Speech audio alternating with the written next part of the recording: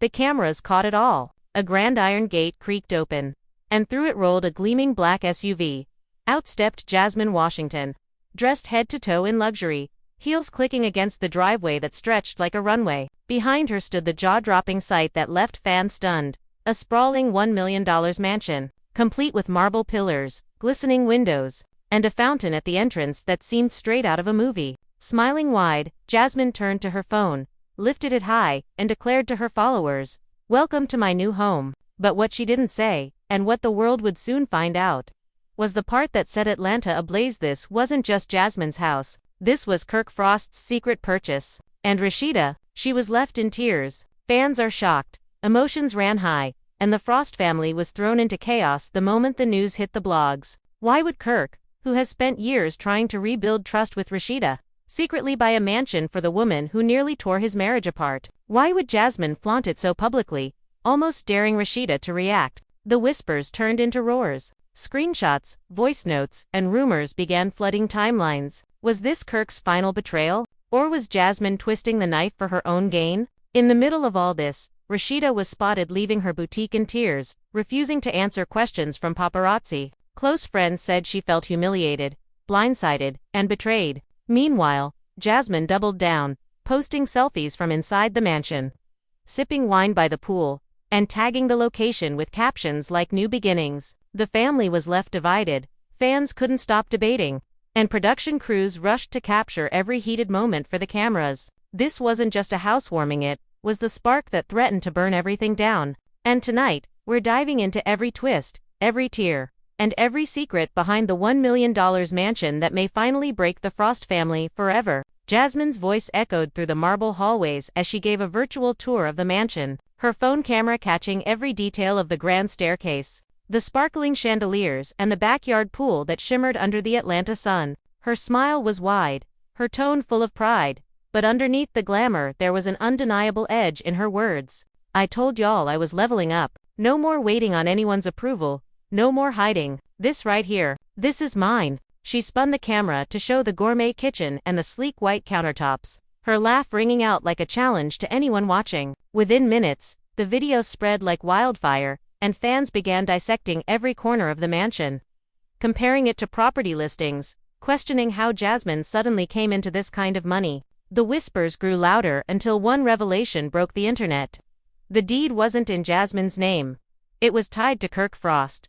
The discovery sent shockwaves through the love and hip-hop fanbase. Blogs rushed to publish the story, headlines screamed betrayal, and social media turned into a battlefield of opinions. Some fans defended Jasmine, saying she deserved her own win after years of being dragged, while others were furious, accusing her of flaunting Kirk's money just to hurt Rasheeda. In the middle of it all, Rasheeda was caught in the cruel spotlight. Paparazzi cameras captured her slipping into her car outside her boutique, sunglasses barely hiding her swollen eyes. Friends close to her revealed she had been blindsided, that she had no idea Kirk was involved in such a massive purchase.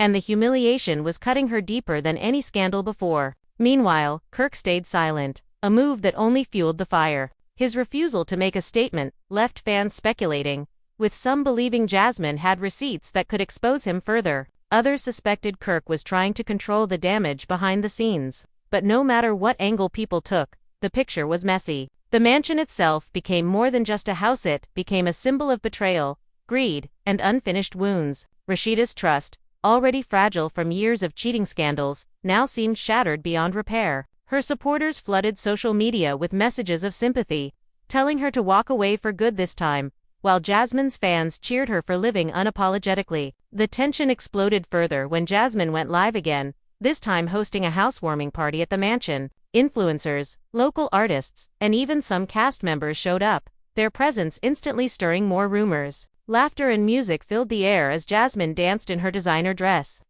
holding a glass of champagne and panning the camera to show the extravagant decorations. "This is what happens when you know your worth," she announced proudly, her words dripping with shade. Comments flooded in, tagging Rasheeda and asking how she felt watching another woman celebrate in a house tied to her husband. For Rasheeda, the humiliation wasn't just private anymore, it was public, raw, and unavoidable. Behind closed doors, the Frost household was in turmoil. Sources claimed Rasheeda confronted Kirk late into the night, demanding answers while her voice cracked with rage and pain. How could you do this to me again? After everything. After all the promises, the counseling, the rebuilding, you still found a way to disrespect me. Kirk's response was muted, his usual calmness coming off as cold, which only fueled Rasheeda's anger. She accused him of not caring about her dignity, of putting Jasmine before their marriage, and of dragging her through another public storm when she had fought so hard to hold everything together. Kirk allegedly tried to explain, saying the house was an investment and not meant to hurt her,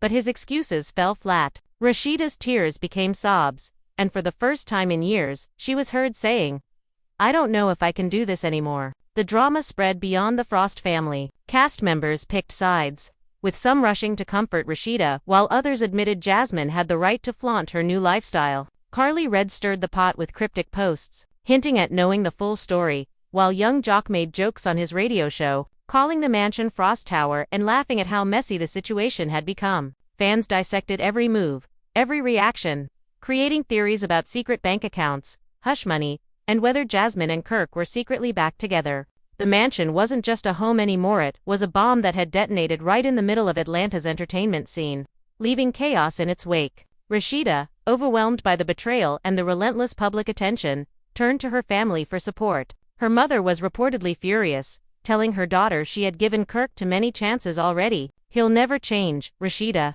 You can't keep breaking yourself to protect his mistakes." Friends close to Rasheeda echoed the same sentiments, encouraging her to finally walk away for good. But leaving wasn't simple. The Frost Empire was built on their partnership.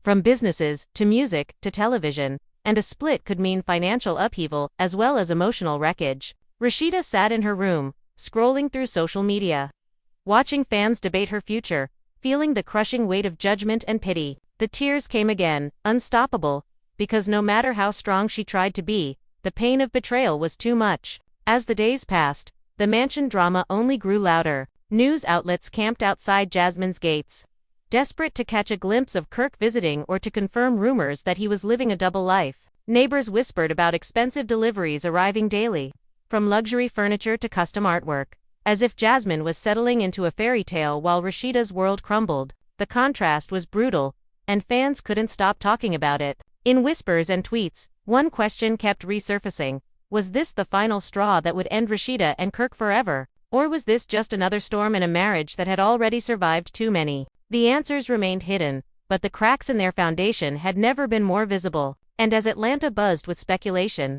everyone waited to see which move would come next: the wife's decision, the mistress's next post, or the husband's silence finally breaking. The night after Jasmine's housewarming, Atlanta was buzzing like never before. The blogs couldn't stop posting clips of her walking through that million-dollar mansion, showing off the gold fixtures, the sprawling pool, and the endless closets filled with luxury bags and gowns. People were glued to their phones, replaying the moment she looked dead into the camera and said, "Some people mad, but I'm just blessed." It wasn't hard for fans to guess who she was aiming that line at. Within hours, Rasheeda's name was trending alongside Jasmine's, and the narrative was spinning out of control. Behind the scenes, Rasheeda was breaking. She sat in her bedroom, the lights dim, her phone lighting up every few seconds with new notifications. Her boutique manager called to say customers were whispering about her marriage. Friends texted her to check in, and even her teenage son asked why everyone online was saying his father bought another woman a house. It cut deep,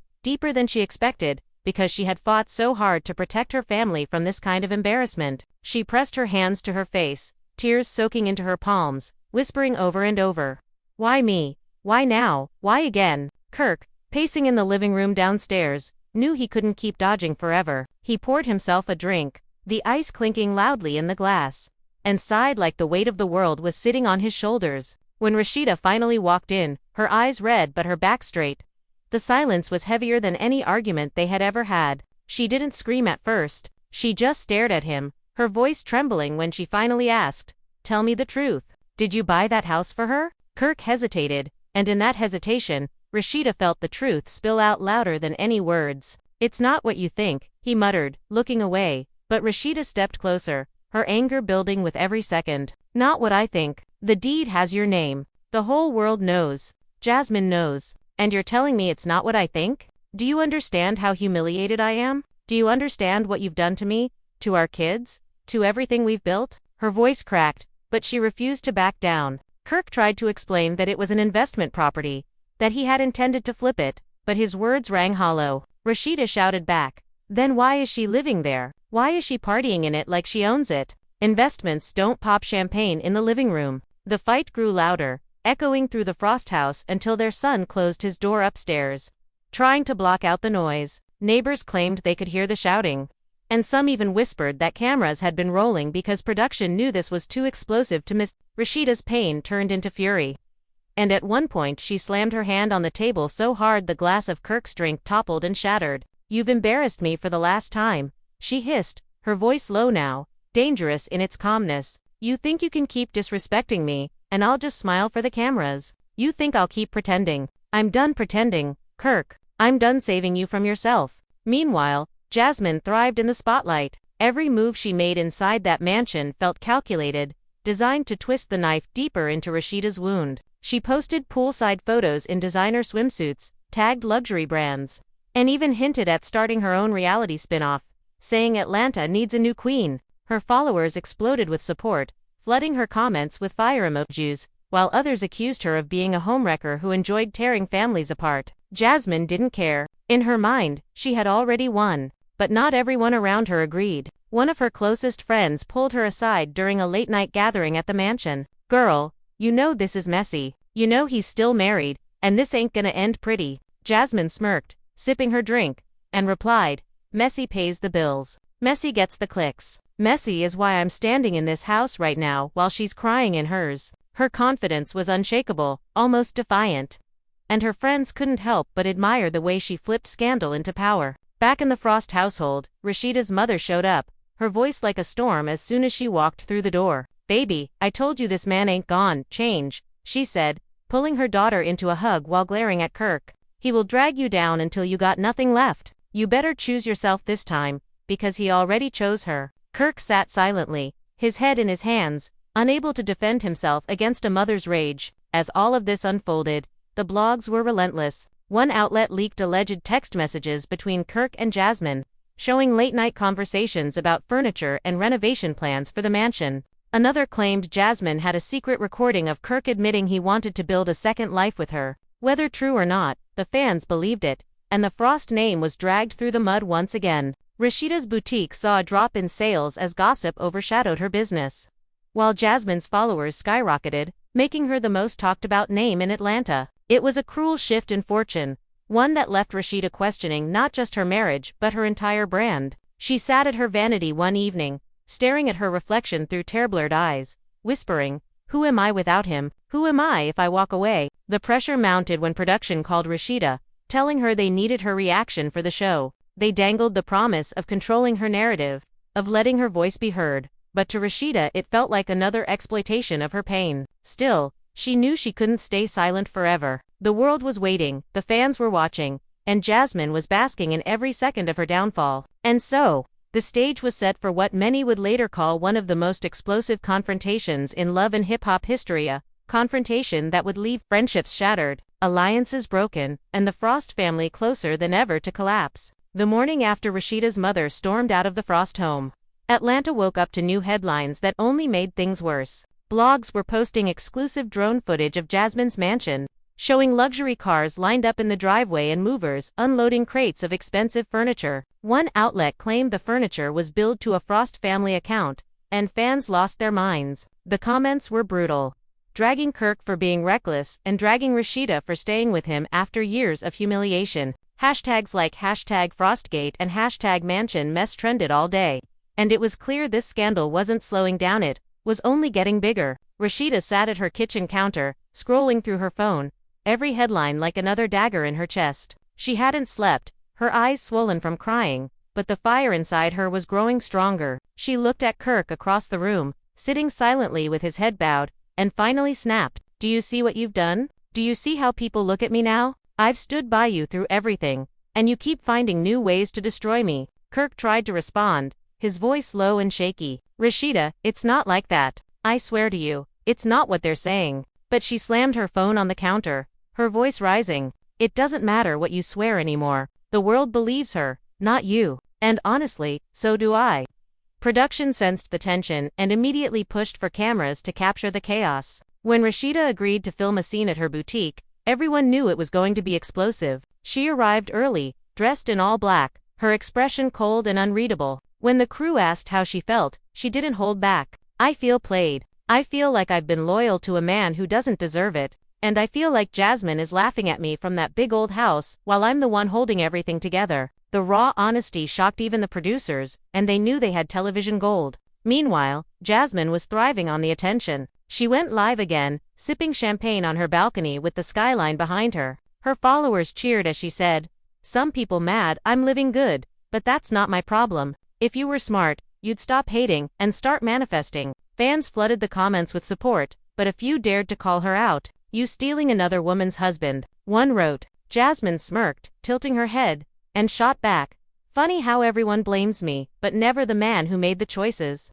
Maybe y'all should ask him why he can't stay away." The clip went viral instantly, and the shade was undeniable. That night, things boiled over when Rasheeda and Jasmine ended up at the same event. It was a fashion launch in downtown Atlanta, and neither woman knew the other would be there. As soon as Jasmine walked in, the energy shifted. Whispers spread through the room, cameras turned, and Rasheeda stiffened, her jaw tightening. Jasmine, wearing a glittering gown, strutted straight past Rasheeda like she didn't exist. But Rasheeda wasn't having it. She stepped forward, blocking Jasmine's path, and the room went silent. "You think this is a game?" Rasheeda asked, her voice sharp as glass. Jasmine raised an eyebrow, her tone dripping with confidence. "Oh, so now you want to talk to me? I thought you were too busy crying for the blogs." The crowd gasped, phones shot up into the air, and in that moment, the feud was no longer private, it was a public showdown. Rasheeda's voice cracked as she said, "You've humiliated me, my kids, and my marriage.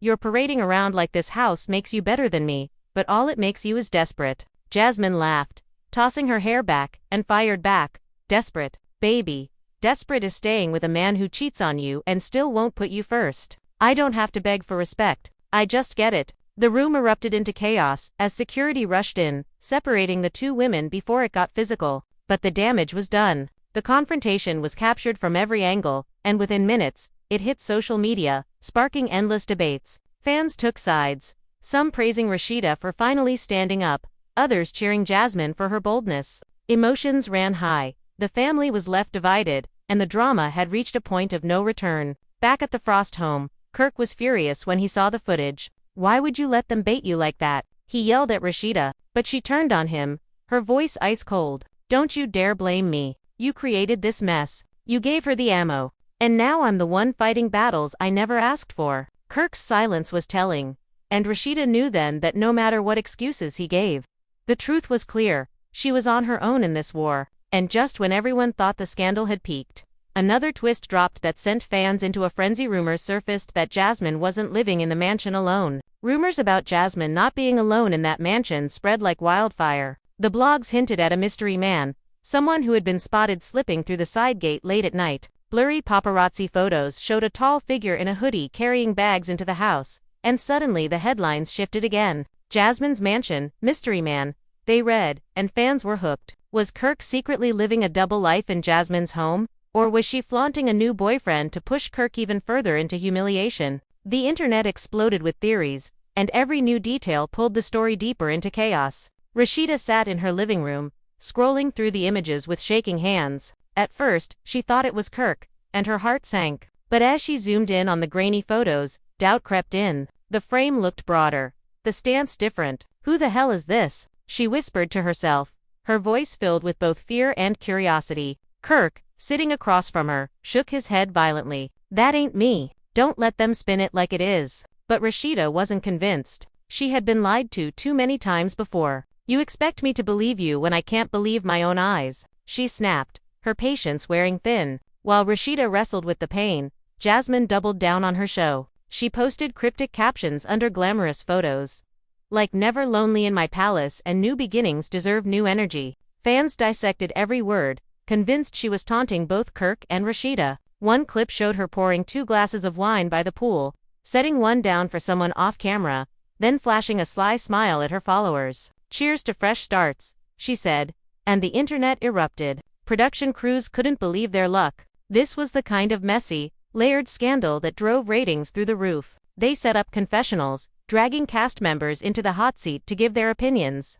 Carly Red smirked at the cameras, saying, "Listen, Jasmine always got something up her sleeve. Don't act surprised." Spice chimed in, "Rasheeda's strong, but even strong women got limits. This right here, this gonna break her." And young Jock, never one to miss a joke, laughed into the mic. "Man, Atlanta is hot right now. Hotter than fish grease." The Frost children were caught in the storm too. Their phones blew up with classmates sending links, memes, and cruel comments. It wasn't just a scandal anymore, it was a public spectacle that touched every corner of their lives. Rasheeda broke down in private, sobbing into her pillow, whispering, "I didn't sign up for this. My babies didn't sign up for this." She wanted to protect them, but the damage was already done. Meanwhile, Kirk began spiraling. The pressure of public shame, Rasheeda's coldness, and Jasmine's boldness pushed him into a corner. He reached out to Jasmine in secret, desperate to control the narrative. "You need to stop posting," he told her over the phone, his voice harsh but shaky.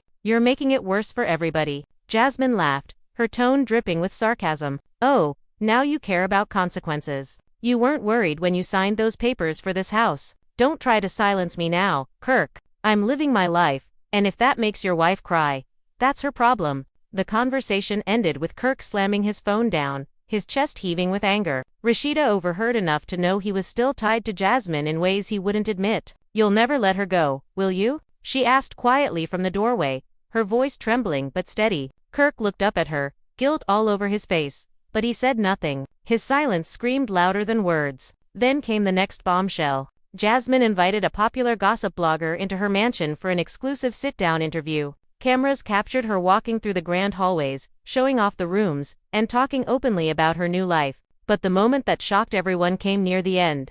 When she smirked at the interviewer and said, "Let's just say I don't need Kirk to keep this house running. There's somebody else in the picture, and he treats me like the queen I am." Fans lost their minds. Who was this man? Was Jasmine playing both Kirk and Rasheeda, or was she really moving on? The mystery man's shadow loomed larger than ever, and the scandal deepened into dangerous territory. Rasheeda's heart was torn in two directions. Part of her wanted to believe Jasmine had finally moved on, and Kirk wasn't involved anymore. But another part feared that Jasmine was only adding fuel to the fire to make her doubt her marriage further. Either way, the humiliation was unbearable. She confided in her mother again, her voice breaking. "I don't know how much more I can take. I've held on through so many storms, but this one feels different." Her mother, never one to sugarcoat, pulled her close. "Baby, sometimes storms come to wash away what was never meant to stay. Maybe it's time you let go." But letting go wasn't simple. The Frost Empire was at stake, their businesses, their brand,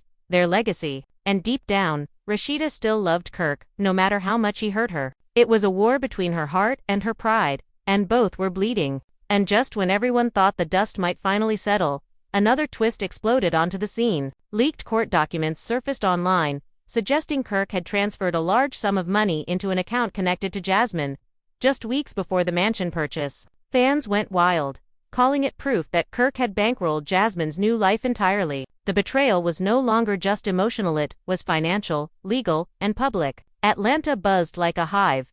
The Frost family was cornered, and Jasmine sat in her mansion, sipping her wine, watching the world burn. Atlanta's group chats caught fire the moment those supposed court filings hit the blogs. Screenshots of wire confirmations, dates circled in red, and a line item that looked like property prep allowance turned the timeline into a courtroom. Fans were shocked, emotions ran high, and the family was left divided in the comments as everyone became an instant expert. Some said it proved Kirk set Jasmine up in luxury. Others said it was all Photoshop and clout chasing. But perception is louder than proof, and perception was killing the Frost home from the inside out. Rasheeda stared at the screen until her eyes hurt. The numbers swam in front of her, 0 after 0, each one a reminder of a promise broken. Kirk tried to reach for the phone, but she pulled back, her voice low and tired. "You told me you were done with secrets. You told me you were building our future, not financing hers." He rubbed his temples, a man drowning in his own choices. "It's not what it looks like," he said again, and even he sounded unconvinced. Rasheeda laughed, sharp and humorless. "Then say what it is, Kirk, right here, right now. No cameras, no producers, just me and you." He opened his mouth, then closed it, searching for a version that wouldn't break them. The silence did it for him. Production smelled blood in the water. They pitched an on-camera sit-down. Kirk and Rasheeda on opposite ends of a velvet couch. Low lighting, a producer off-screen asking soft questions with sharp edges. Rasheeda agreed, not to save the marriage, but to save her dignity. If she was going to be dragged in public, she would speak in public too. Kirk dragged his feet, but the machine was already moving. The shoot was scheduled for Friday. In the mansion across town, Jasmine watched the headlines with a cat-like calm. The mystery man sightings had given her story a new engine, and she fed it just enough fuel to keep it roaring. She booked a glam team, lined up a sponsored haul, and planned a soft reveal that hinted at romance without naming names. On her kitchen island sat 2 phones, one for business, one for private chaos.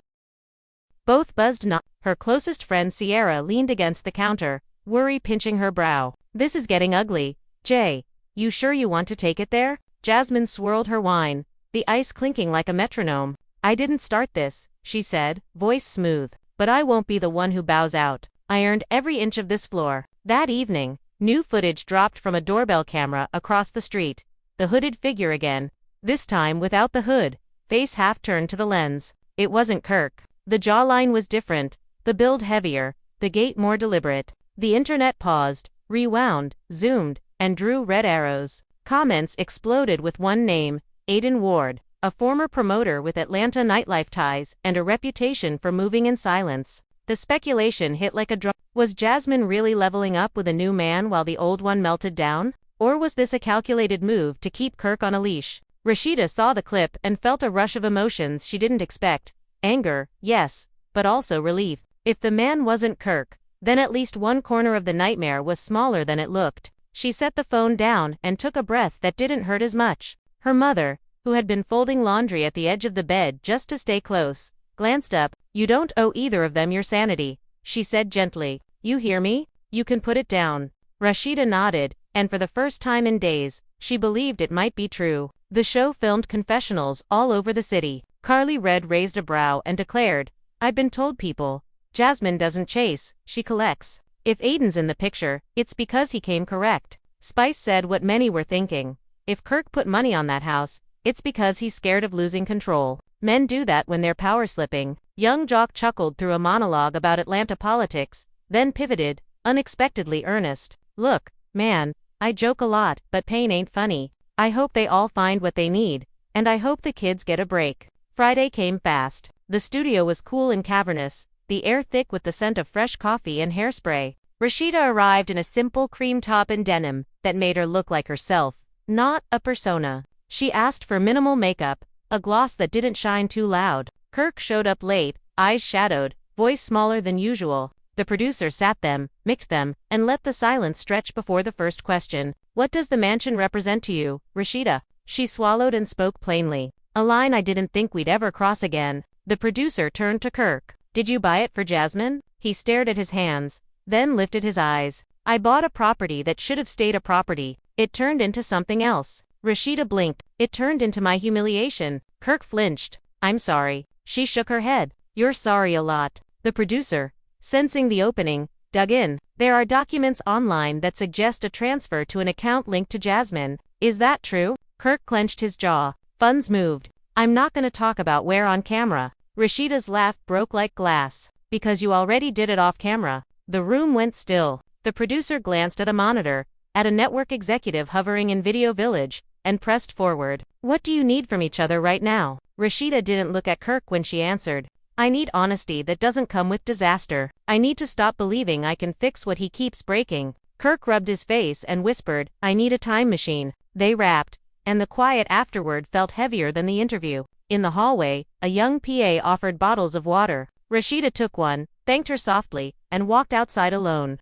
The sun felt good on her skin. She stood by the loading dock, closed her eyes, and let the warmth remind her of something simple. She was a person before she was a storyline. Across town, Jasmine's soft reveal was already rolling. Aiden Ward stepped into frame mid-vlog, not a full face shot, just enough to show height, watch, and a flash of smile as he set a hand on Jasmine's waist. "Teamwork makes the dream work," he said, and Jasmine's laugh was light, almost girlish. The comments detonated. Half of Atlanta screamed that she'd moved on. The other half insisted it was a stunt to keep Kirk dangling. Jasmine pinned a comment that read, "We don't compete, we complete," then posted a boomerang clink of 2 crystal glasses with the caption, "Level unlocked." The clip rolled straight into trending. Kirk watched it on mute in the back of his car, fingers tapping his knee. The driver's eyes flicked up in the mirror. Home, boss. Kirk didn't answer right away. His phone vibrated again.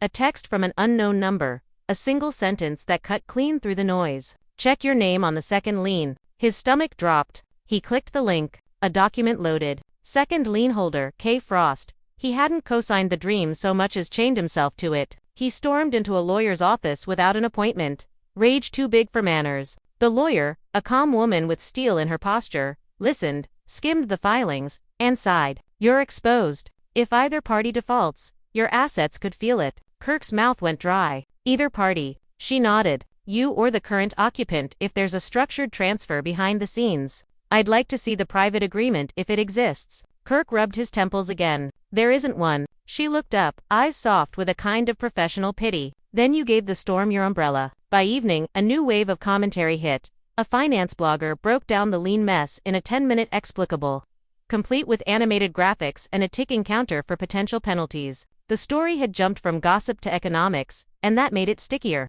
Fans argued in threads about equity, leverage, and love as a liability. The Frost kids texted their mother, "Can we turn off our phones for the weekend?" She replied yes, proud of their instinct to protect themselves. With pressure mounting, production scheduled an Alcast event at a rooftop lounge. The kind of engineered collision that either births apologies or explosions. The sun was setting when the first guests arrived, city lights sparking to life below. Carly slipped in with a smirk. Spice hugged the bartender like an old friend. Jock rehearsed a neutral face that fooled no one. Cameras found their angles. Rasheeda came with two girlfriends, the kind of women who stand like guards without looking like guards. She moved with quiet confidence, not fragile, not brittle, just present. Jasmine arrived later. Sapphire dress, slicing the light. Aiden, a step behind her in a tailored jacket, his palm easy on the small of her back. When they stepped to the rail, conversations faltered. Someone's straw squeaked too loud in a cup. The producer gave the signal. The host pretended to stumble into a toast. 2 new chapters, he called, lifting a flute. Jasmine raised hers. 2 upgrades. Rasheeda lifted water. Eyes steady. 2-piece. The crowd echoed both. A messy chorus, and then the quiet before thunder. Carly cleared her throat and did what Carly does. She named the elephant. So, is the mansion an investment or an invitation? A ripple of gasps and cackles. Jasmine smiled without warmth. It's a home. She glanced at Aiden. Ours when we're in it. Rasheeda's mouth twitched. Not a smile. Homes are built on truth. Anything else is just a stage. Jasmine turned to her fully, voice soft but sharp. Truth is subjective when men are involved. Rasheeda stepped closer, the rail cool against her back. Pain isn't. Aiden, who had been quietly absorbing the room, spoke for the first time. This ain't my beef. I respect families. It was almost disarming, the way he said it without defensiveness. But then he added, I also respect women who refuse to live small. And the room's temperature ticked up again. Kirk, late and breathless, appeared at the entrance like a man running toward a fire he started. Eyes locked across the distance. Kirk to Jasmine, Jasmine to Aiden, Aiden to Rasheeda, Rasheeda to herself. The first words out of Kirk's mouth were ragged. We're leaving, he told Rasheeda, like it was still his call. She didn't move. I'm leaving when I'm ready. He shifted to Jasmine. Stop posting about the house. She laughed, sipped, did not blink. Stop financing it. Aiden set his glass down. She don't need your money. The 2 men stared, and in the pause, you could hear Atlanta breathe in. Producers swarmed with polite hands. Security readied their stillness.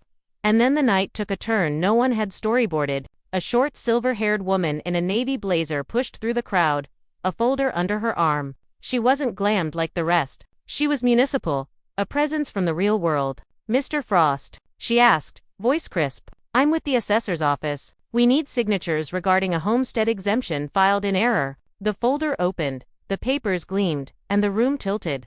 Homestead, primary residence. Somebody had checked a box that changed the story again. Jasmine blinked fast, anger and calculation wrestling in her eyes. Aiden's jaw ticked once. Kirk looked like gravity had been turned up. Rasheeda, strangely, felt calm. The silver-haired woman continued, oblivious to cameras. We'll need to correct the filing to avoid penalties. It appears 2 properties claim similar status. Translation hit all at once. 2 homes, 1 truth. The rooftop murmured to life. Fans online clipped the moment in seconds. the words homestead exemption rocketing into the trend stream alongside mansion mess. The finance blogger came back with a part 2 explicable before the ice in anyone's drink had fully melted. And down on the street, kids on scooters pointed up at the lights, not knowing they were watching a family unravel and a brand reinvent itself in real time. Rasheeda stepped forward, not toward Kirk, not toward Jasmine, but toward the woman with the folder. Her voice was clear. Where do I sign to remove my name from every mess that isn't mine? The woman glanced up, surprised, then shook her head. Ma'am, your name isn't on this one. Rasheeda nodded, almost smiled. Good. Let's keep it that way. Jasmine's composure cracked just a fraction. For a flash of a second, the mansion didn't feel like a throne. It felt like a bill coming due. She lifted her chin anyway, refusing to give anyone the satisfaction of watching her fold. Aiden reached for her hand, not possessive, just steady. Kirk watched the gesture with a hollow ache. As the night thinned, alliances rearranged themselves by inches. Carly whispered to Spice that she was switching teams to team paperwork. Jock leaned against a pillar and stared up at the stars like they might file a petition on his friend's behalf. Producers huddled, already writing pickup shots in their heads. The silver-haired woman packed her folder and left the rooftop the same way she entered, unimpressed by fame. Later, in the quiet car ride home, Rasheeda rested her head against the window and let the city pass by in streaks. Fans were still shocked online, emotions still ran high, and the family was still left divided, but in her chest something small and stubborn steadied. The worst part of a storm isn't always the thunder, it's forgetting you know how to swim. She remembered. Back at the mansion, Jasmine kicked off her heels and walked barefoot across the cool stone floor. The house hummed with expensive silence. Aiden poured water, not wine, and handed it to her with a look that asked a question without words. I'm fine, she said, and part of it was true. He glanced at the stack of mail on the console table, where an official envelope waited like a dare. Jasmine tapped it once, then turned away, choosing the bedroom's softer light over the foyer's hard truth. We'll handle it tomorrow, she said. Tomorrow was a currency she still believed in. Kirk sat alone in his kitchen, the room too big, the clock too loud. He thought about lines on deeds and lines he'd crossed. About promises he'd made on couches under studio lights and promises he'd broken in driveways under the moon. His phone buzzed. It was a message from his son. Love you, good night. Kirk typed back, stared, erased, typed again, and hit send. Love you more. Sleep tight. The only honest thing he'd said all week. And Atlanta, never sleeping, refreshed for the next update, the next grainy clip, the next tiny truth that would tilt the whole story again. The network locked the date for the sit-down like it was a prize fight, and Atlanta felt it in the air. Everyone knew what it meant when the chairs were set just so and the lighting turned moody and the soundstage emptied of extras. It meant there would be no cutaways, no party distractions, no DJ to drown out the truth, just two women, the price of a mansion, and the last reserves of their pride. Producers kept the time and place quiet, but nothing stays secret in this city. By noon, bloggers were already predicting who would arrive first and who would storm out. Rasheeda got there early. She walked past the crew with a calm that wasn't fake, just hard one. She wore a simple black top and jeans, hair pinned back, face fresh. No armor except the decision she had already made in her heart. She sat, tested the mic with a quiet check, and then folded her hands in her lap like someone who had learned patience the hard way. Her mother waited in a green room down the hall, a silent witness ready to drive her home if the air inside that room turned toxic. Jasmine arrived exactly on time, not a minute before. Aiden didn't come. That was a choice. She stepped out of the car in a cream silk set that floated when she moved, softening edges that had been sharp all week. She looked at the stage, then at the crew, then at the empty chair facing Rasheeda, and exhaled once like she was releasing her last excuse. When she sat, there was a beat of silence that hit both women at the same time. The producer nodded to the camera op. Red lights blinked on. The whole city leaned in. The moderator spoke lightly at first, giving them room to claim their own tone. Thank you both for being here, he said. We know it's been a heavy week. Rasheeda nodded without looking at Jasmine. Jasmine nodded without looking at Rasheeda. The moderator continued. We're here to talk about the mansion, the money, and the meaning. But mostly, we're here to let you both say what you need to say. The crew stilled. The room felt like a chapel with microphones. Rasheeda, the moderator began, what do you want to understand most right now? She lifted her eyes to Jasmine for the first time. Her voice didn't shake. I want to understand why another woman felt comfortable living in a house tied to my husband's name and then taunting me from the balcony like I was beneath her. Jasmine's chin tilted an inch, pride twitching. I didn't taunt you, she said softly. I celebrated myself. Rasheeda let the words hang in the air, then answered. Celebration that requires someone else's tears isn't celebration. It's cruelty. The moderator turned to Jasmine. What do you need to say to Rasheeda that you haven't said? Jasmine stared at the floor, choosing. When she looked up, her eyes were clearer than the internet would expect. I need to say I didn't buy that house with his love. I bought it with his fear. He was afraid I would talk, afraid I would ruin the little peace he had. He wanted control. I wanted space. We both got what we asked for and lost everything else. A murmur rippled through the crew. Even jaded producers weren't ready for that level of plainness. Rasheeda absorbed it without blinking. So you took a key and called it freedom, she replied. But you chained us both. The moderator didn't rush. There are filings, he said carefully, and rumors about finances. There's also a homestead claim that needs correcting. How did it go from investment to this? Jasmine let out a small laugh that wasn't amused. Because investment is a pretty word for leverage, she said, and leverage is a pretty word for power. He gave me a house instead of an apology and thought I'd be quiet. I gave the house a name and thought I'd be safe. She turned fully to Rasheeda. I'm not safe. You aren't either. That's the truth. Rasheeda breathed in. Slow. Safety doesn't live where secrets sleep, she said. And I am done sharing a roof with secrets. The moderator watched the exchange like a referee who didn't want to blow the whistle unless he had to. Is there an apology either of you want to offer? He asked at last. Neither woman answered at first. Then Jasmine spoke, eyes steady. I'm sorry I laughed at the balcony, she said. I'm sorry I made content out of your pain. I told myself I was reclaiming my narrative. I was also twisting the knife. That's on me. The room seemed to exhale. The apology didn't fix the weak, but it tugged one thorn out of a wound. Rasheeda nodded, not triumphantly, not forgiving everything, just acknowledging a real thing when she heard it. Thank you, she said. I'm sorry to the kids, she added, surprising even herself. Mine, his, yours. We let the internet eat our house and forgot our kids were watching. That won't happen again on my side. The moderator asked, what happens next? And that was when the sit-down slipped from confession into negotiation. What happens next, Rasheeda said, is that I step back from anything tied to his name until his name is clean. That includes business, appearances, joint branding, all of it. I'm not punishing him. I'm preserving me. Jasmine, to her own surprise, nodded. What happens next, she said, is I remove any claim that makes it look like I'm living off him. I pay what I have to pay. I sell if I have to sell. But I won't be dragged as a dependent when I've carried myself for years. The moderator blinked. Are you saying you'd put the mansion on the market? Jasmine stared past the cameras. I'm saying I'm not a house. And I refuse to let a house define me. Word of the sit-down's tone leaked before they even wrapped. Crew texted assistants who texted cousins who posted cryptic tweets about accountability TV.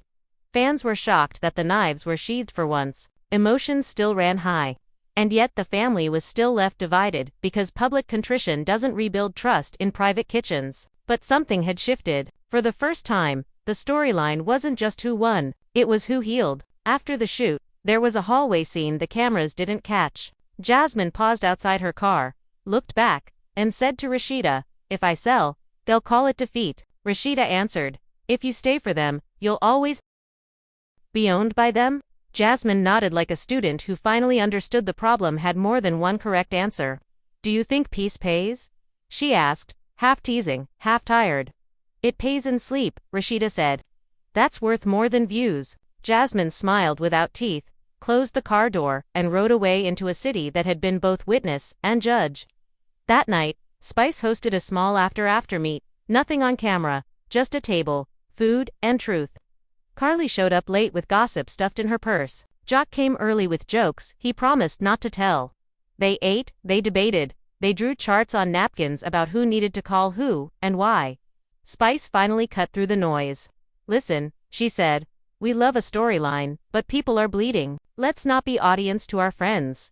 The table went quiet. It was easier to be cast than community, but sometimes you had to remember how to be both. In the Frost home, the kids did homework at the dining table, and for once, no one's phone buzzed. Rasheeda made tea and listened to the kettle whistle like a small victory song. Kirk came downstairs, slower than usual, as if the weight of the lien and the filings, and the public disappointment had added gravity to his steps. He looked at the table, then at the empty chair at the head that he wasn't sure he deserved tonight. Can I sit? He asked. The kids nodded. Rasheeda didn't speak. He sat. Silence did a little healing that words couldn't do without breaking something. Meanwhile, Jasmine walked barefoot across the cold stone floor of the mansion and opened the envelope she'd been avoiding. The homestead correction forms were there, precise and unfeeling. She read them twice, then a third time, and finally reached for a pen. Aiden watched from the doorway, not interrupting. "You sure?" he asked. "I'm sure I'm done being defined by a deed," she answered. "If I keep it, it'll be because I can carry it without anyone's shadow. If I can't, I'll let it go before it drags me." He nodded, stepped forward, and kissed her temple. "I'll help either way." She smiled into the paper, the ink drying on a choice. By morning, a new narrative trickled out. Not redemption exactly, but reorientation.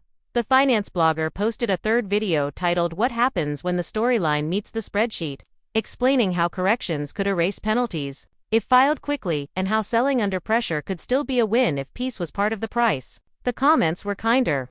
A few even apologized for throwing stones at strangers' windows. The network teased the sit-down with a 30-second promo that didn't exploit tears. It showed a water glass, a champagne flute, two hands resting on two laps, and one sentence each. "I refuse to live small," Jasmine's voice said. "I refuse to live hurt," Rasheeda's voice answered. Atlanta watched the clip and argued about who meant it more. Still, somewhere in the noise, a quieter audience heard the only thing that mattered. Refusal is the beginning of boundaries. Days later, the house listing rumors started. Nothing official, just whispers of a private showing, a staged dining room, a fresh bouquet set just so on an entry table. Jasmine didn't confirm, didn't deny. She posted a sunset from the balcony, with no caption at all, and that silence spoke louder than any shade she'd ever thrown. Rasheeda, for her part, posted a clip from her boutique of a new collection rolling out. Clean lines. No slogans, nothing that screamed at the camera. Her comments filled with women writing, "We see you choosing you." Kirk met with the assessor's office, with the lawyer, with the bank. He signed what he had to sign, rescinded what he could, swallowed pride where paperwork required it. He called Aiden once, not to threaten, but to say, "Handle her gently." "I didn't." Aiden said, "That's the plan." It wasn't friendship, but it wasn't war either. Sometimes détente is a beginning. And then came the moment the city didn't expect but needed. An afternoon where nothing dropped. No leaks, no lives, no drone footage, no red arrows pointing at blurry men in hoodies. Just weather and traffic and kids getting out of school. Fans were shocked by the quiet, emotions ran high in a softer way, and the family was left divided only by whether to eat dinner at the table or on the couch. The quiet didn't fix anything. It made room for fixing. Late that night, the soundstage, from the sit-down sat empty, chairs tucked in, cables coiled. A PA found a single earring back under Jasmine's chair and a napkin with a ring of tea from Rasheeda's cup. Little artifacts of a truce that might not last but had been real when it happened. The PA slipped the earring back into a pocket and tossed the napkin. The city exhaled again. The mansion still stood, glittering and heavy with story. Maybe it would sell, maybe it wouldn't. Maybe Jasmine would wake one morning and feel lighter staying, or lighter leaving. Maybe Rasheeda would file papers, or maybe she'd draw new boundaries and keep the ring she gave herself, the ring of sleep. Maybe Kirk would learn that money buys square footage but not silence, and that a deed can condemn a man as fast as it can crown him. What everyone knew for certain was this: houses don't heal people. People heal people, if they choose. And if tomorrow brings another twist, Atlanta will be ready, phones in hand, hearts half-guarded, hungry for a narrative where someone finally chooses peace and means it. Until then, the night belongs to the quiet, and the quiet belongs to those who earned it the hard way. The quiet couldn't hold forever. Within days, Atlanta's streets were alive with whispers again, this time about the mansion status. Realtors were spotted driving in and out, their clipboards tucked close, their eyes darting like they were walking into a crime scene instead of a property showing. Word spread that Jasmine had finally agreed to list the place, but only public tours, no open houses, just select buyers with deep pockets and deeper discretion. It was another twist the fans couldn't resist, and the blogs spun it as the beginning of the end. Rasheeda heard the rumors while working in her boutique. She folded jeans, nodded at customers, and let the whispers wash over her. For once, she didn't feel the sting. She felt distance. The house wasn't her humiliation anymore, it was Jasmine's weight to carry or let go. She hummed quietly as she worked, her voice soft, reclaiming some small piece of peace she hadn't felt in months. But Kirk wasn't done. One late night, sitting in his office surrounded by scattered papers, he scrolled through his emails and found something that made his blood run cold. A draft contract unsigned but saved between Jasmine and a private investor. The terms were brutal. If Jasmine defaulted on payments, the mansion wouldn't just be seized. Kirk's assets tied to the lien could be dragged into liquidation. He slammed the desk, the noise echoing through the empty house. He whispered, "She's playing with my life." Meanwhile, Jasmine poured herself another glass of red wine and walked barefoot across the marble floors. Her robe trailing behind her, she stared at the half-packed boxers in the hallway. The envelopes on the console, the pool outside lit up like a jewel in the night. She whispered to herself, "Am I ready to leave this behind?" Aiden wrapped his arms around her from behind, resting his chin on her shoulder. "It's just walls and windows," he murmured. "You're the story, not the house." She smiled faintly, but the mansion loomed like a crown she didn't want to let slip. The network, sensing the climax of the storyline, staged a finale dinner for the cast. A long table under chandeliers, plates gleaming, wine poured, every camera pointed at the possibility of eruption. Carly came with receipts tucked in her purse. Spice came with a speech half-written in her head. Jock came with jokes sharp enough to cut tension. Rasheeda came with poise, her mother at her side. Jasmine came late, Aiden at her arm, her entrance timed like theater. Kirk came last, shoulders heavy, eyes darting between the two women who had defined his life in opposite ways. The dinner began civil, the kind of surface chatter that never lasts. Then Carly leaned forward, smirk tugging at her lips, and said what everyone was waiting for. "So, Jasmine, you selling that house or just redecorating?" Forks clinked, heads turned, silence stretched. Jasmine tilted her glass, her eyes on Rasheeda, and answered, "I'm deciding if peace is worth the price tag." Rasheeda set her fork down gently. "Peace doesn't need marble floors," she said. "It just needs truth." Kirk opened his mouth, but Spice cut him off. "No one asked you," she said, her voice firm, the table erupting in laughter and tension at once. Jasmine's face softened, not toward Kirk but toward Rasheeda. "If I let it go, will it finally let us both breathe?" she asked, almost genuine. Rasheeda met her gaze, her voice steady. "It'll let you breathe. Me. I already started." The cameras zoomed. The producers leaned in. And fans online would soon argue about whether this was closure or just another performance. But in that room, for a moment, the fire cooled. The mansion still stood, the paperwork still waited, and the family was still divided. But the storm had shifted, not ended shifted. The finale dinner ended without glass breaking, but the air was still thick with unspoken words. The cast drifted out in clusters, some laughing too loudly, others whispering as if they carried secrets in their pockets. Cameras caught every lingering glance, every sharp inhale, every soft mutter. And the network execs were already smiling in their hotel rooms. They had enough footage to fuel months of reruns and spin-off specials. But what the cameras couldn't catch was the silence after.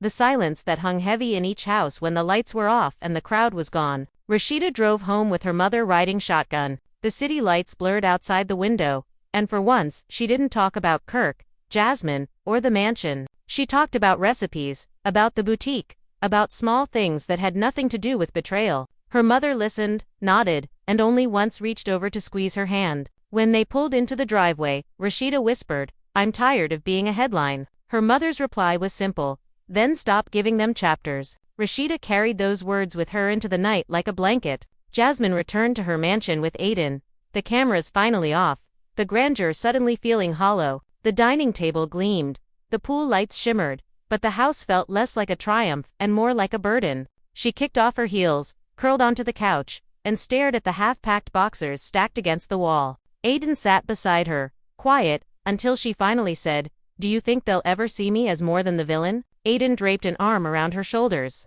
"Villains make history, but queens write it." Jasmine smirked faintly, though her eyes betrayed exhaustion. Kirk, alone in his office, scrolled through fan comments. Some called him weak, some called him manipulative, some said he had lost control of both women and his own narrative. He poured another drink, staring at the stack of legal documents on his desk. The lien, the filings, the possible penalties, they glared back at him like an unpaid debt to his own soul. He whispered to the empty room, "How did I let it get this far?" But no answer came, only the hum of the fridge in the next room and the tick of a clock that refused to stop. The blogs had their own field day. Rasheeda chooses peace. One headline declared. Jasmine hints at selling the mansion. Another screamed. Kirk cornered. A third announced. Fans argued all night. Some praised Rasheeda for her dignity.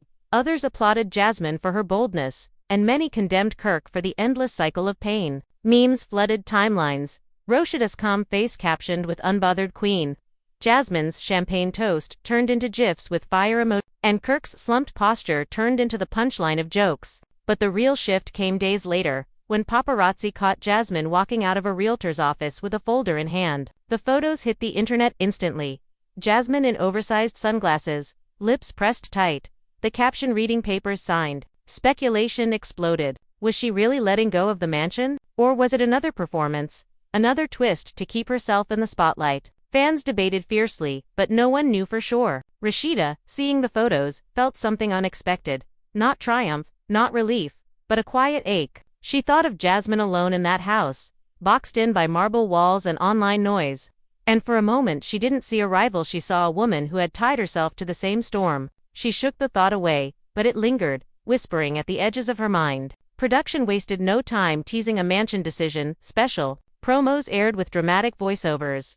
Will Jasmine sell? Will Rasheeda move on? Will Kirk finally face the truth? Clips flashed of crying confessionals, tense stares, and the glint of moving trucks. The hype built until fans marked calendars like it was a holiday. Behind the scenes, Jasmine wrestled with her choice. Realtors advised her to sell quickly, take the money, and free herself from the mess. But pride nodded her. If I sell, they'll say I lost, she told Aiden one night, pacing the marble floors. If I stay, they'll say I'm pathetic. Either way, they win. Aiden caught her wrist, steadying her. No, Jas. Either way, you win if you decide for you, not them. She stared at him, searching for truth, but all she found was her own reflection in the glass walls of the mansion. Rasheeda, meanwhile, began sketching out her next steps. New business ventures, possible solo projects, maybe even a memoir. She was tired of her narrative being written by others. In her journal, she scribbled a single sentence. I am more than the wife of a man's mistakes.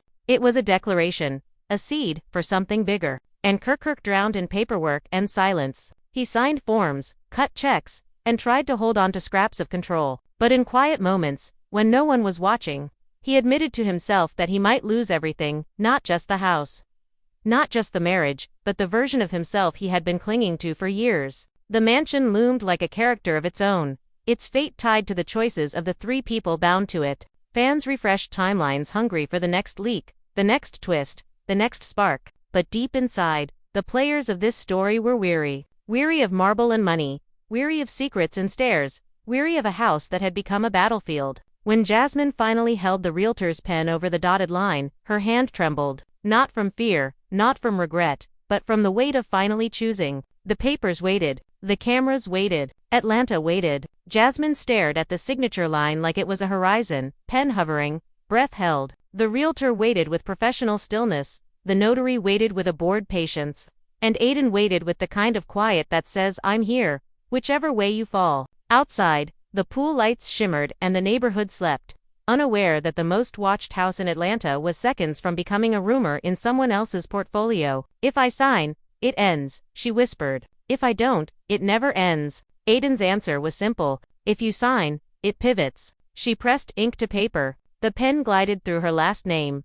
Clean, decisive. The notary stamped. The realtor exhaled, and a tiny, unexpected silence spread through the foyer, like the house itself had paused to feel the shift. Jasmine closed the folder, placed the pen down with care, and let her shoulders drop an inch. There, she said, not triumphant, not broken. There. The realtor slid a one-page timeline across the marble. We're under contract. Inspection in 72 hours. Private appraiser in 5 days. Closing in 12 business days if all parties move quickly. Jasmine nodded, absorbing the clock as it started to tick. Aiden walked the realtor out, then came back to find Jasmine standing in the doorway between the foyer and the living room, staring at the sofa she never broke in, and the chandelier she never quite loved. You good? He asked. She nodded once. I will be. Word didn't leak right away. The contract was private. The buyer discreet. The agents drilled into silence. For 48 hours, the city didn't know that a message in this saga had changed from possession to transition. Jasmine filled boxes. She wrapped stemware in tissue like it was something gentle inside her, she was finally protecting. She labeled a carton kitchen and another things I'm keeping. And for the first time, the labels felt like boundaries, not just directions. On the third morning, the inspector arrived with a clipboard and a calm smile. He walked the perimeter, checked the roofline, ran faucets like he was listening to secrets in the pipes. Jasmine followed at a distance, arms crossed, Aiden matching her pace. When they reached the mechanical closet, the inspector stopped. The way he said it made Jasmine's stomach tighten. What does him mean? She asked, trying to sound light and landing on brittle. He crouched, pointed to a serial plate on the HVAC unit, and looked back. Replacement parts ordered 2 months ago, never installed. You'll want that addressed before closing, or it'll come off the price. Aiden raised a brow. How much off? The inspector was diplomatic. Not my lane, but buyers like clean handoff. I'll note it. You negotiate. Jasmine felt the old heat rise, the instinct to fight, to push, to perform. But she caught it, exhaled, and nodded. Note it. Across town, Rasheeda was ironing a new line of denim on a mannequin when her phone buzzed. A text from a number she didn't recognize contained only a link and a winking emoji. She hesitated, then tapped. A post loaded from a private real estate account. A blurred exterior shot of a familiar fountain. Caption, under contract, celebrity seller, quiet closing, no names, no addresses. But the shape of the gate was a signature of its own. She stared for a long second, emotions tripping over each other, a leaf, ache, an odd species of compassion, and then she put the phone down and smoothed the hem again. Her mother walked in, caught the set of her jaw, and asked nothing. Sometimes, love is silence, not questions. Kirk saw the same post an hour later, and felt the floor tilt. Under contract meant a countdown he didn't control, a set of numbers that would move with or without his consent. He called his lawyer. Does this help me or hurt me? He demanded. The lawyer didn't sugarcoat. Depends on the terms. If proceeds clear liens and fees, you're lighter. If not, you're still entangled. Send me the draft settlement the minute you see it. Kirk rubbed his forehead and thought of every signature he'd dropped like confetti over the years. And how this one signature he hadn't made was about to cost him in ways he didn't yet understand. Inspection. Notes became leverage. The buyer's agent sent a crisp list. HVAC, remediation, minor window seal repairs, a hairline crack in a pool tile that nobody would ever notice but contracts made wholly. Jasmine and Aiden sat at the kitchen island with the realtor on speaker, running numbers. They're asking for a $10,000 credit, the realtor said. Jasmine pinched the bridge of her nose. Fine, Aiden studied her. You sure? She met his gaze. The cost of staying is higher. They initialed the clock ticked again. The network, starved for a leak, found one anyway. A production assistant who knew a sound tech who dated a stager heard 3 words in a parking lot. Offer accepted today. Within hours, fan pages splashed it across timelines like a confetti cannon. Fans were shocked. Emotions ran high. And the family was left divided all over again, half cheering for movement, half screaming that it was a fake out. Someone clipped Jasmine's old balcony live and set it against a grainy shot of a moving truck 3 blocks away, declaring it proof of everything and nothing. The internet doesn't need proof when it has rhythm. Rasheeda didn't post. She drank water, minded her business, and mailed a packet to her accountant with the neatness of someone building her next chapter, brick by brick. In private, she let herself cry for 5 minutes, set a timer, and stopped when it beeped. Then she called her kids to dinner and asked them about their day, like normal was a muscle she had decided to strengthen. The night before the appraisal, a new storm brewed. The buyer's attorney requested a clarification on beneficial interest at acquisition. Lawyer speak that dragged Kirk's name back into the middle of the room. Jasmine's phone lit up with one-line emails. Please confirm the original funding structure.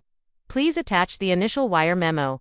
Please advise if any third-party encumbrances remain outstanding. Each line was a thread tugging at an old knot. She stared at the screen, rage and wariness pulsing in time. They're making me relive it, she said. Aiden slid a folder toward her. We answer, clean, paper beats, rumor. She opened it to find copies of everything they were asking for. Already organized, already You had this, she asked. I guessed they'd come for it, he said. I like you ready, not reactive. The appraisal day was pure theater. A man with an efficient smile walked through with a laser measure and a tablet, noting square footage like it could measure heartache. He paused at the balcony where Jasmine had once toasted new beginnings, then turned back to his screen. He lived in numbers, not narratives. When he left, Jasmine sat on the cold stone and pressed her palm flat. I'm not coming out here again, she said, like a vow. Kirk spent the same morning with a banker who looked at him the way people look at museum pieces, interested, unmoved, distant. Cash call is still possible depending on the lien release order,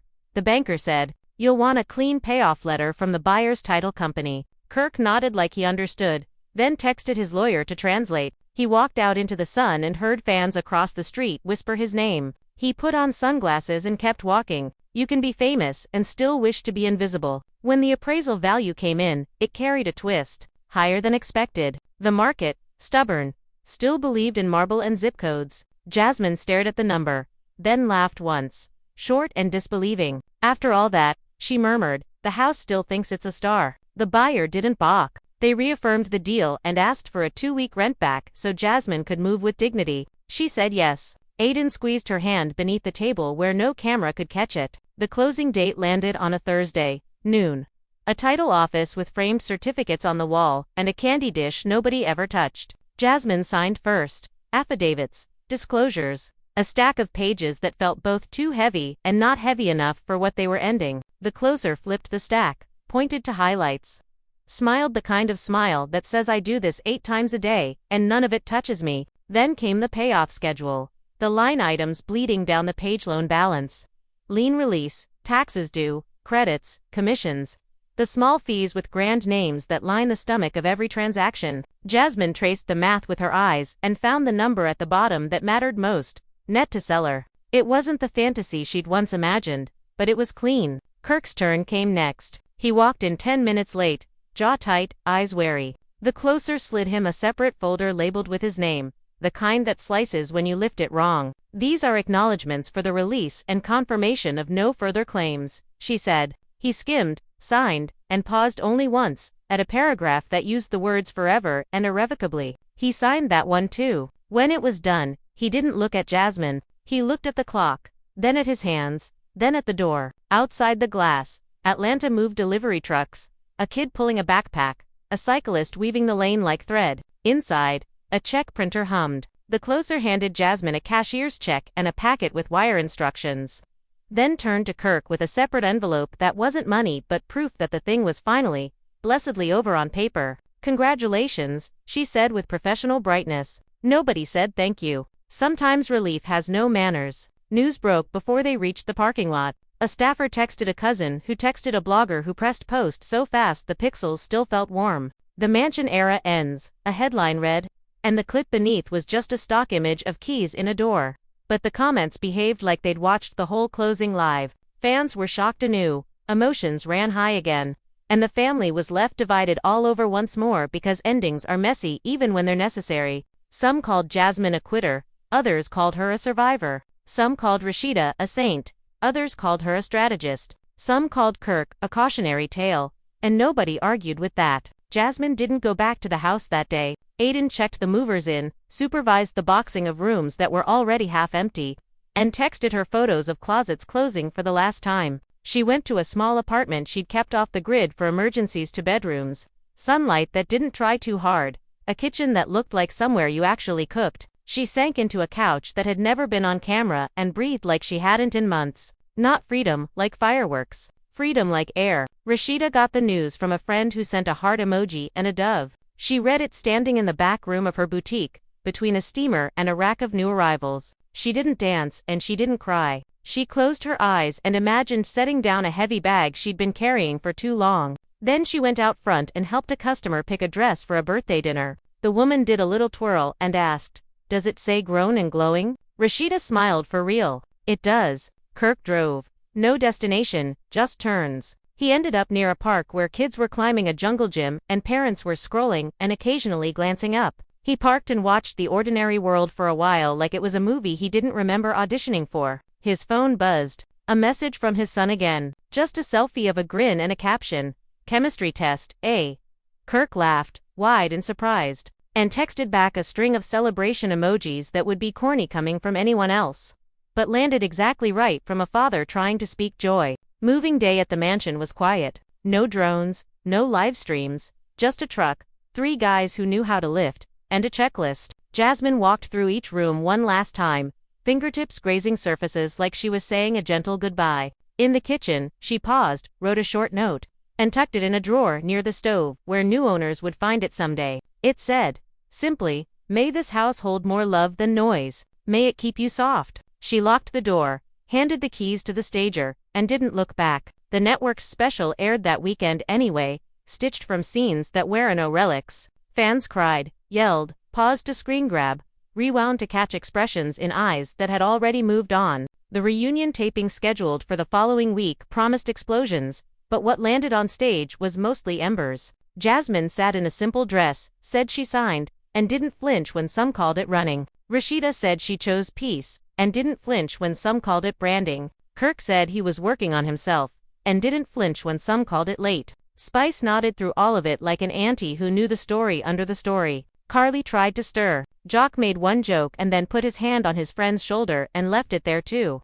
Long for television, but just right for life. After the taping, there was no big afterparty. People drifted to small rooms and smaller conversations. Jasmine stood outside by a loading dock in the cool air and let the night fold around her. Rasheeda walked past, paused, and for the first time in months, they were two women without an audience. "You good, Rasheeda?" asked. Jasmine nodded. "Working on it. A beat. You." Rasheeda's mouth curved. "Same. No embrace.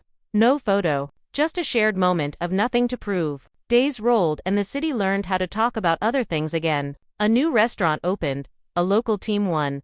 The weather did what the weather does. The mansion reappeared on a private listing with new photos. The rooms brighter. The corners softened. The story scrubbed. Someone else's dream would live there now.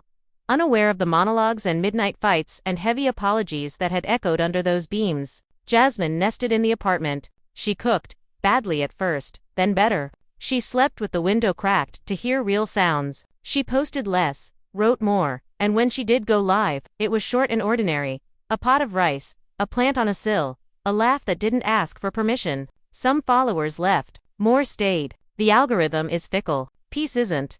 Rasheeda launched her new line with a small event that felt like a toast to herself. No stunt casting, no drama bait, just clothes that fit and mirrors that were kind. Women came with sisters and daughters, tried on jackets, took pictures in a good light. At the end of the night, Rasheeda locked the door and leaned her forehead against the glass for a second. Then went home and slept 8 hours without waking. Kirk kept appointments he used to dodge. He met with a counselor he didn't try to charm. He took calls he wanted to avoid and didn't try to spin. He showed up to a school event and sat 2 rows back, clapped at the right moments, and didn't check his phone. It was small and it was late, but it was real. Fans were still shocked when the final numbers licked a rumor of a clean payoff. A whisper of a cushion left for Jasmine, a hint that the lean didn't gnaw as hard as predicted. Emotions still ran high anytime an old clip resurfaced. And the family was still left divided in the comments whenever someone tried to crown a winner. But inside the actual lives, something less cinematic and more human had taken root. Not forgiveness, not yet, not forgetfulness, maybe never, but a kind of forward. Weeks later, Jasmine found herself driving past the old neighborhood. Muscle memory almost took the turn, but she stayed in her lane and kept going. At a red light, she glanced at a kid on a scooter, a messy ponytail flying behind her, and felt the strangest gratitude for marble and for linoleum, 4 fountains and 4 faucets that drip, for the way a signature can end a storm and start a season. She called Aid. "Come over," she said. "We're making pancakes for dinner." He laughed. "On my way." That same evening, Rasheeda tried on a sample from the new collection and found herself smiling at the mirror, not because it made her look smaller, but because it made her feel present. She texted her mother a photo. Her mother replied with 3 words. "That's my girl." She locked her phone, turned off the bedroom light, and let the dark be kind. And Kirk, sitting on his porch with a mug he used to fill with something stronger, watched the sun slide down and the first streetlight click on. His phone buzzed again. A message from his son. "Look at the sky." He did. A blush of color stretched across the west like a promise nobody had to sign to keep. He typed back. "I see it. Thank you." He set the phone down and breathed like a man rebuilding without scaffolding. Atlanta, loud and glittering and tender when it wants to be, moved forward. New messes, new miracles, the never-ending blend. Somewhere, someone told the mansion story to a friend who had missed it, adding flourishes and forgetting details, like people do when they're making sense of how other people live. Somewhere else, someone who had lived it folded laundry and hummed along to a song that had nothing to do with any of it. And if the blogs ping again, if a grainy image pops up, If a caption tries to pull everyone back into an old house, the city will look, because that's what cities do. But maybe fewer hearts will jump this time. Maybe more hands will keep stirring their pots and finishing their homework and walking their dogs. Because even in a town built on spectacle, the quiet has a way of winning when you fight for it. The papers were signed, the movers were gone, and the mansion stood empty for the first time since Jasmine had swung its gates open to the world. Echoes filled the marble halls, where laughter, shade, and secrets once lived. Cameras had caught every balcony toast, every live-streamed smirk, every whispered argument. But now the house hummed with silence. Atlanta buzzed outside, but inside, it was just walls and air waiting for a new story. Jasmine woke in her apartment the next morning with sunlight cutting across the floor. No fountains, no chandeliers, no paparazzi drones, overhead just quiet. She brewed her own coffee, stirred sugar into it with her finger because the spoons were still in boxes, and for once didn't feel watched. She posted nothing, said nothing. Just let herself sit in the kind of peace that doesn't trend but heals. Rasheeda spent her morning opening boxes of new boutique stock. She lifted a sequined jacket, shook it out, and held it against herself in the mirror. Shiny, but not heavy, she murmured, almost amused at her own words. Her phone buzzed with fans sending her clips from the network special, praising her calm, her poise, her choice of water over champagne. She smiled faintly, then tucked the phone away and went back to steaming clothes. The applause mattered less now. The stillness mattered more. Kirk drove past the mansion out of habit, slowed at the gates, then kept going. He whispered to himself, "It's not mine anymore," and the admission stung but freed him in equal measure. Later, he sat in therapy and said words he hadn't said aloud. "I destroyed things I wanted to protect. I thought I was smarter than consequences." The therapist nodded, asked nothing, and let silence press Kirk into honesty. Blogs still fed the machine mansion era officially over. Who really won? Where do they go from here? But fans noticed the tone was softer. Memes slowed. Hashtags cooled. The city turned its attention to a new scandal, because Atlanta never sleeps without drama. But for Jasmine, Rasheeda, and Kirk, the quiet was no longer a void. It was a beginning. And somewhere, in the back of a moving truck halfway across town, a box labeled "Things I'm Keeping" rattled slightly as the road curved. Inside were framed photos, a notebook with folded pages, and a candle burned down to its last inch. Jasmine had written on the cardboard in black marker, "Mine, finally." The saga of the $1 million mansion has come to an end, but the echoes will live on long after the marble halls fall silent. What started as a flashy reveal on Jasmine's Live a Champagne toast, a glittering balcony, a declaration of new beginnings, spiraled into one of the most explosive storylines Atlanta has ever seen. It was never just about a house. It was about love twisted by secrecy, loyalty tested by betrayal, and reputations built and broken in the harsh spotlight of public opinion. Think back to the first moment fans saw Jasmine step out of that SUV, heels clicking against the driveway as she flaunted her prize. The internet gasped. Was this her moment of triumph, or Kirk's latest betrayal? Then came the storm. Rasheeda blindsided, fans outraged, Kirk cornered in his own silence. Emotions ran high.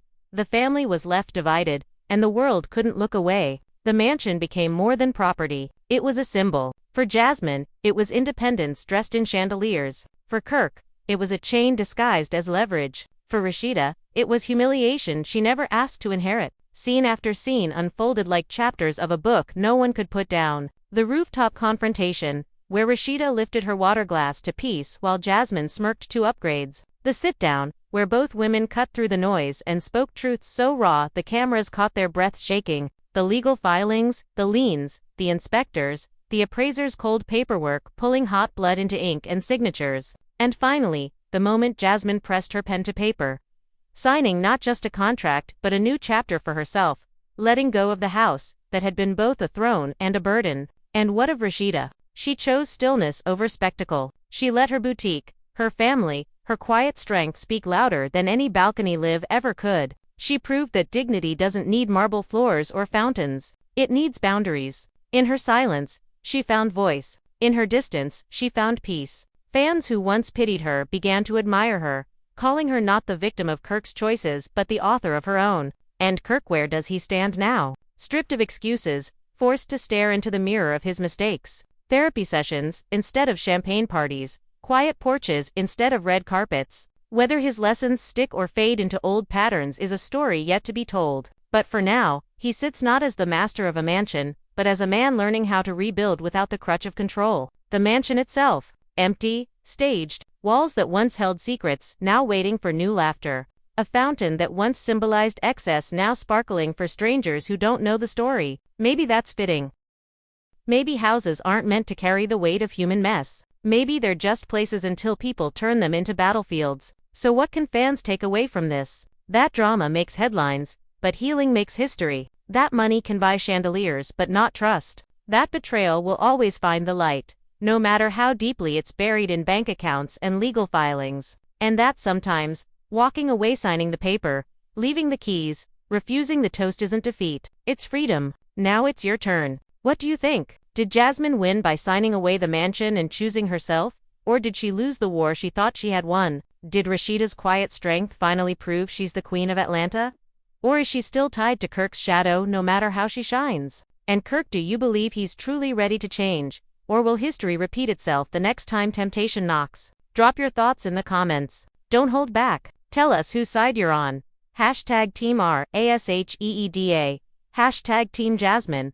Or hashtag Team Nobody. Because this isn't just a storyline, it's a mirror of choices we've all seen, lived, or feared. And your opinion keeps this conversation alive long after the credits roll. And if you've been hooked from the first toast to the final signature, you know what to do. Hit that like button to show your support. Subscribe if you want every twist, every revelation, every behind-the-scenes truth from Atlanta's wildest stories delivered straight to you. Turn on notifications, because the drama never really sleeps, and when the next storm breaks, you'll want to be the first to hear it. Most importantly, share this video with your friends. Let them argue with you about who came out on top. Let them gasp at the receipts, the balcony lives, the sit-down confessions. Because stories like this aren't just told, they're lived, they're debated, they're remembered. One mansion, 3 players, a city that never looks away. The doors have closed, the keys have changed hands, but the echoes will stay with us forever. Atlanta will talk about this one for years to come, and so will we. So stay tuned,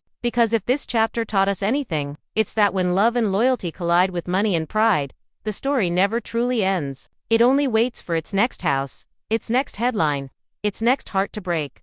Like, comment, subscribe, because this isn't just television, it's life. And life in Atlanta never stops delivering drama.